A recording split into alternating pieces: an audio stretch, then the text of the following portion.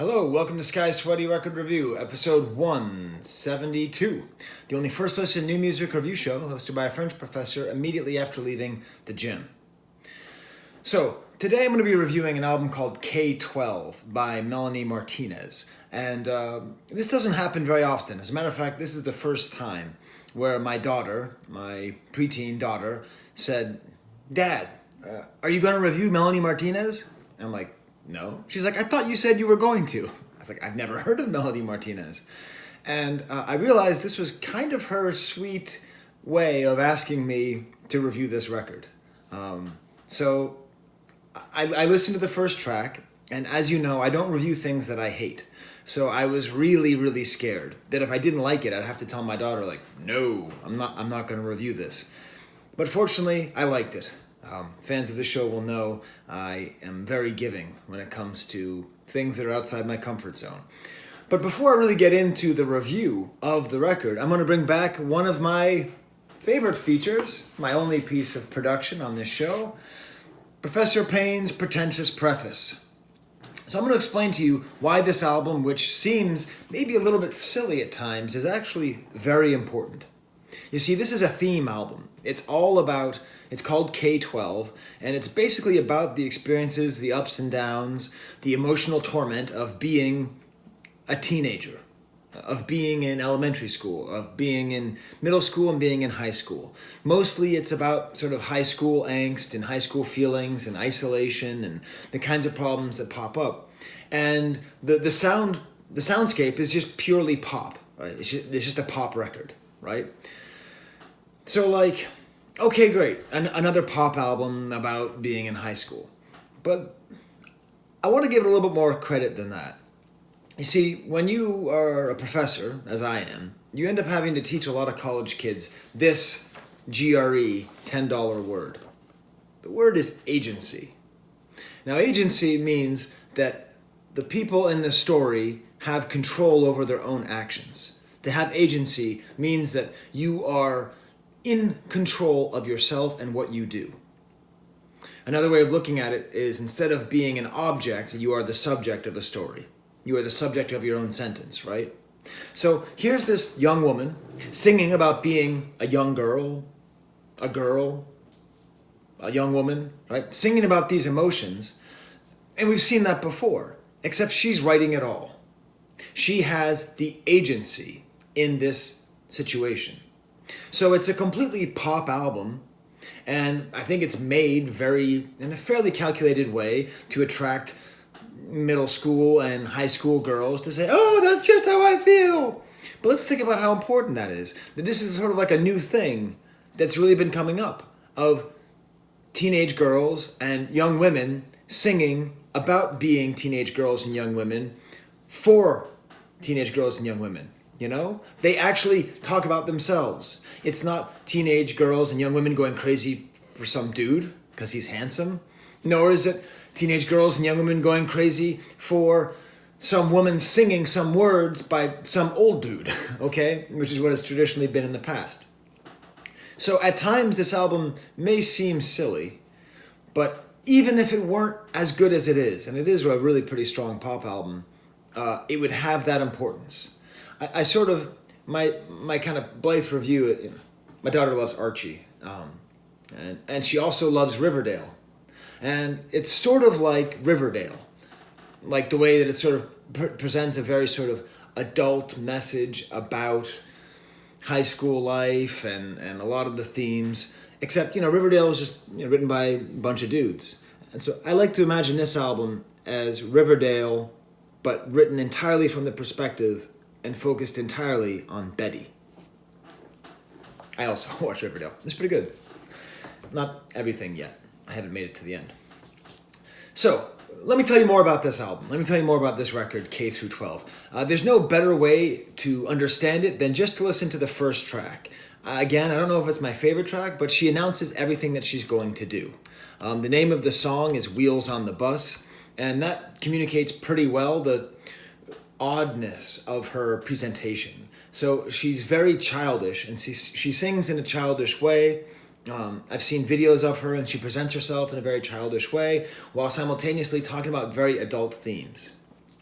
This is all about, so it starts off and it has all these sound effects. Sound effects are everywhere on this album. I mean, this really is a theme album, a concept album. Concept album, It's a concept album about being a girl in school. So how am I supposed to know if it's good or not? I don't know.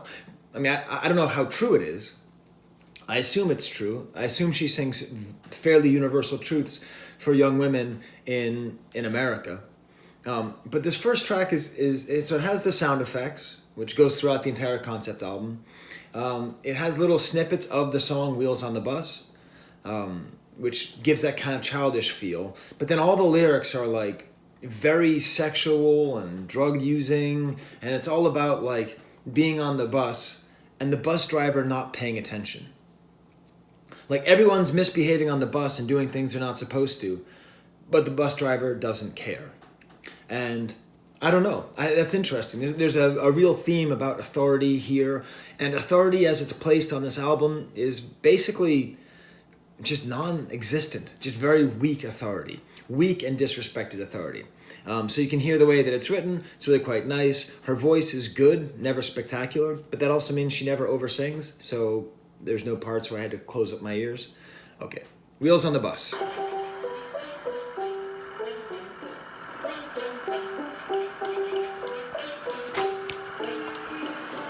I'm just looking out the window and it's cold outside. There are two boys yelling behind me and I'm terrified. Counting trees as they pass me by and I'm trying So to look across the aisle. You can hear how well, standard 2019 pop it is. Upbeat, the sounds in the background, the kind of sing-songy verse. But listen to the chorus, it gets a little more interesting.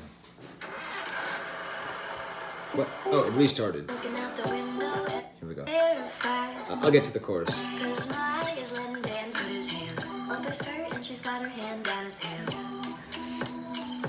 I know the driver sees it. I know he's peeking in the rearview mirror. He says nothing, trying to ignore it.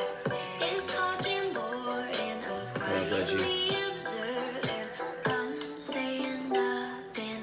No one's watching. So, it's well-written, solid pop. The key to this song is her position, and this is her position throughout the album. She just says, she sees this person who's committing hand love on another person, and that other person committing hand love back on themselves or on her. I don't know what. You get the point. So she sees it, but she's saying nothing. And I think that's part of the power of this album. I think that it's really trying to relate to the girls who are observing and feel a little bit outside of everything. Maybe because they're weird, maybe because they're too smart, maybe because they're not emotionally mature enough to really participate in life as it comes at them. Doesn't really matter why. But this general stance, I think, is going to be why this album is going to work very well for its stated purpose. Get young girls listening to music that actually reflects their life by themselves. You don't need some dude in LA writing a song about how you feel when you're a 14-year-old girl. So there's also a lot of well-placed swearing. I kind of call it PG-13 swearing. I think this is the kind of record that wanted the explicit sign.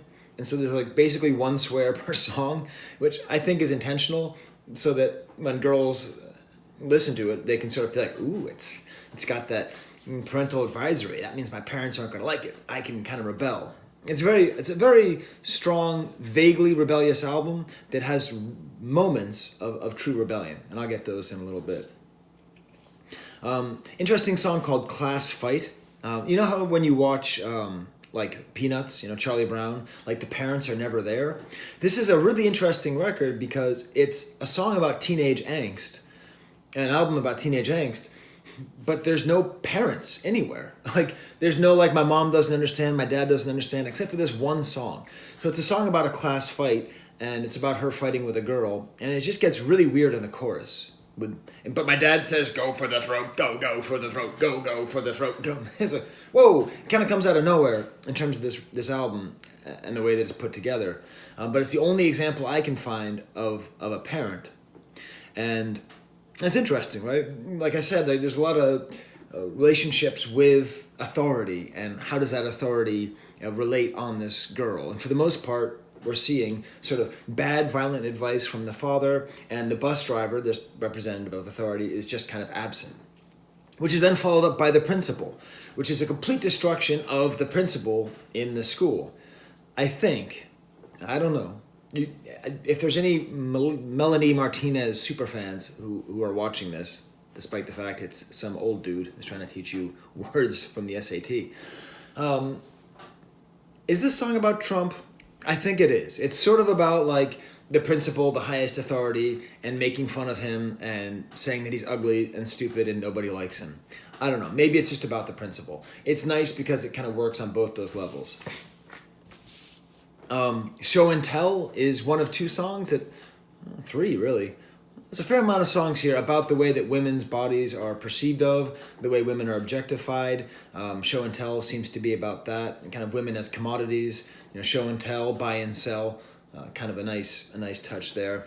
The track Nurse's Office, I really like Nurse's Office. That's probably my favorite track on the album, because it's about a girl, and there's maybe a little bit heavy on the sound effects. Like there's so much coughing at the beginning of this, like coughing and sneezing and nose blowing.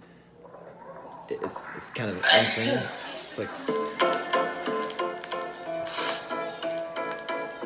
it's just everywhere. I'll skip ahead. So I like this because it's about feeling so alienated, feeling so alone, feeling so hated that you like go to the nurse's office because you like you just want to get out, like you just want to skip, you just want to escape. I don't know. I think I did that when I was younger. I think my children have done that from time to time, and it's a human thing to do, to try to get out, to say, oh, my stomach hurts, oh, my asthma's acting up. In my case, it was always my asthma. And I'm just happy that exists. I'm happy there's a song about that. I'm happy that there's somebody who had the idea to say, hey, let's write a song for everybody who's ever gone to the nurse's office because they were so sick of school. Thank you, Melanie Martinez. You have given voice to that concept. Track Never Signed Up for Your Drama Club. It's okay. Actually, I don't like that track very much. Then Strawberry Shortcake is a very fun chorus, a very fun title, because the song is, they say they want me to look like Barbie, but she says that she's a strawberry shortcake. The chorus is odd because it's sort of about how sexy she is and how everybody wants her, which is not that interesting, except she says, it's not my fault, which is true. It's not, women shouldn't be blamed for the fact of men's appetites. But then it's like, the verse is mostly about how she doesn't feel comfortable with her body and how she's watching her body develop and how she wishes that she looked different. So it almost feels like it's two different songs. Like one song about being uncomfortable with your body and then another song about everybody wanting your body. I don't know why they're together, but it's okay. It's not a terrible song. The track Lunchbox Friends, I think, is the best produced song. It seems just to be about friendship and maybe the difficulty of having friends when you're a young woman or a girl. Very, very catchy, and lyrics about friendship. I'll play you a little bit of that song just so you get a sense. Has this nice kind of haunting piano in the background.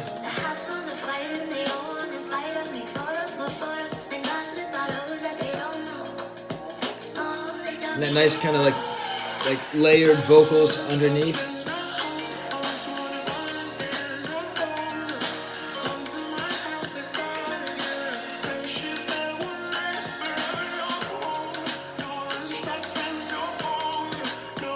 Yeah, I like that one a lot. I just straight up like that track. That's really good. There's a track called Orange Juice, which is another wonderful track. It's about bulimia. It's about a girl in her class who has bulimia is the throwing up one, right? Goddamn. Yes. Who throws up in the bathroom. And it's interesting because it's partly about how what she's doing is terrible, and it's also partly about her jealousy of the way that she looks. I think that's a very honest take about this kind of situation. And I think if you take Orange Juice, Show and Tell, and Strawberry Shortcake and put them all together, they're all three very interesting, well-done songs about the way young women and girls feel in high school about their bodies.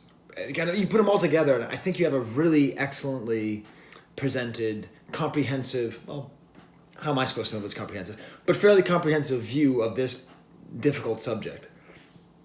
Then we have the song Teacher's Pet. Now, I'm a teacher, so, I was like, oh boy, where's this going? This is awesome. Musically, I don't like it. It's not my favorite. Musically, it's okay. It's not like Lunchbox Friends. But lyrically, it's maybe the strongest. Because it's the perspective of a young woman, a girl in high school, who's having an affair with her teacher from her perspective. And in a way, it's like, I don't know, Lolita on the Other Side, or that's what I thought at first, and then I realized, actually, it's Don't Stand So Close to Me by Police, that creepy Sting song about sleeping with your students. This is from the other side, and I think there's like a lot of sort of disturbing, well-done details about her perspective, like constantly saying like, don't call me crazy, and sort of like, I can't be held responsible for what I'm going to do. If I'm so special, why am I secret? Really just excellent theming. This whole album, this whole K-12 album, this whole concept album, it works really well. And to go through all these very adult themes, helping to show, which I think all good teen music does, show the seriousness of being a teenager, taking it seriously while on some level accepting it as being silly. It's just excellent. There's like an evil laugh in the background. So I'd listen to Teacher's Pet if you're interested in a song written from a perspective that's, I don't think, ever been heard before. Right? I mean, who writes a song from a statutory rape victim? It's perspective. Nobody that I know. If you know of somebody, you put it in the comments and tell me, Sky, there's been 15 great songs from that perspective.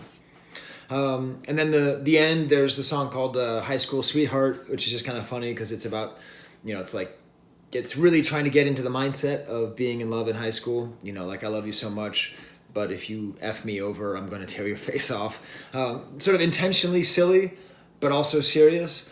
And really, this whole album is very kind of like important and silly always at the same time.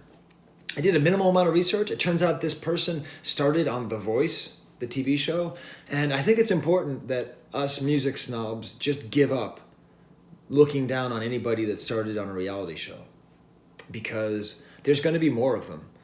And think about it, music snob, like me, okay? If I were around, Sky, I'm talking to you now.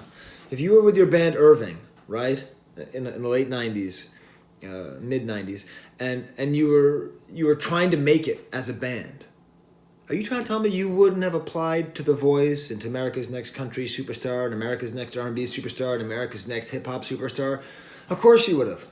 So anyway, I used to use that as points against somebody. Now that's done. And so there it is. Apparently she has this gimmick of being Crybaby. That's her character. I don't know. Is that related to the John Waters movie? Maybe. So I don't know where Melanie Martinez is going to go.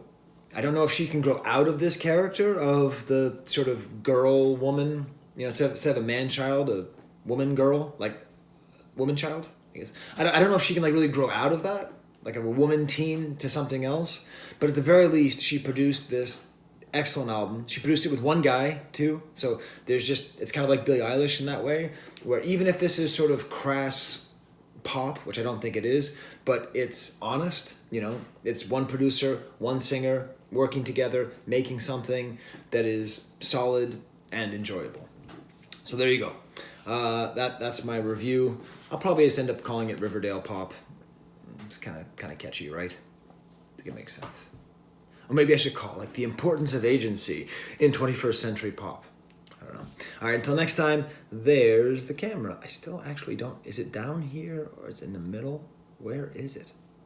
Oh, it's down... Oh, there it is.